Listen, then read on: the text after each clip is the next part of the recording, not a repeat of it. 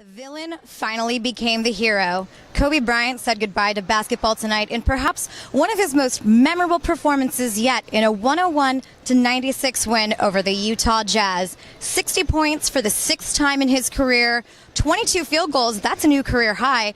I'm Abbey Mastracco with Mark Medina of the Los Angeles Daily News. Mark, what was maybe the most impressive part of that performance for you? I mean, the fact that he scored 60 points. You have to keep in mind that throughout this season, he was playing on a hurt shoulder, hurt Achilles, would even be able to go past 30 minutes. He played 42 minutes tonight. That's a season high. 60 points, the only time that's happened in his entire career were in 5 other games. So to think that this would also happen in the final game of a 20-year NBA career where he's logged way too many minutes to count, played too many games to count, it's mind-boggling, even for Kobe Bryant standards. He talked about how tired he was.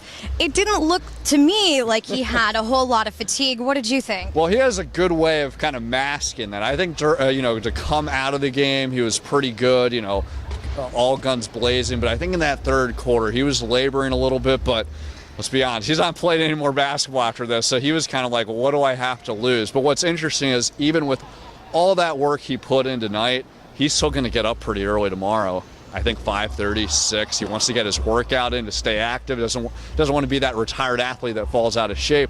And then he's going to go to the office, start work on Kobe Inc. and all those storytelling projects that he's been talking about.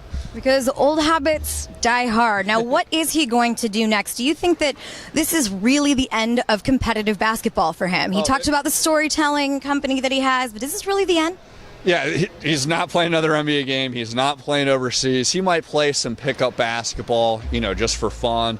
He has 2 daughters that really love basketball, so he'll play with them. But we're not seeing him in a competitive basketball game ever again. But that being said, he's going to be working out like he always does just to keep himself in shape.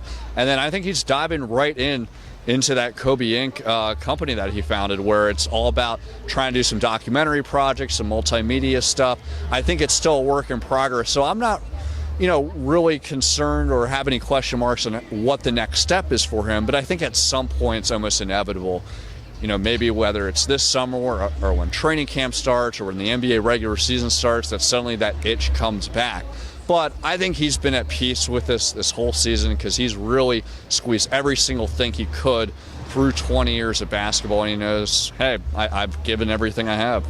Now, Kobe did say that he would continue to work with some of the younger guys on the team, but they're going to have to come down to Orange County. I think he's a little bit tired of fighting the freeways, and maybe his helicopter pilot is tired too. Right. Speaking of some of those younger guys, exit interviews are tomorrow. We're going to have a lot more clarity on where the organization is headed without Kobe in the coming days. But for now, there's plenty of content on dailynews.com to help you relive this historic night. From the Staples Center in Los Angeles, I'm Abbey Mastracco with Mark Medina, the Los Angeles Daily News.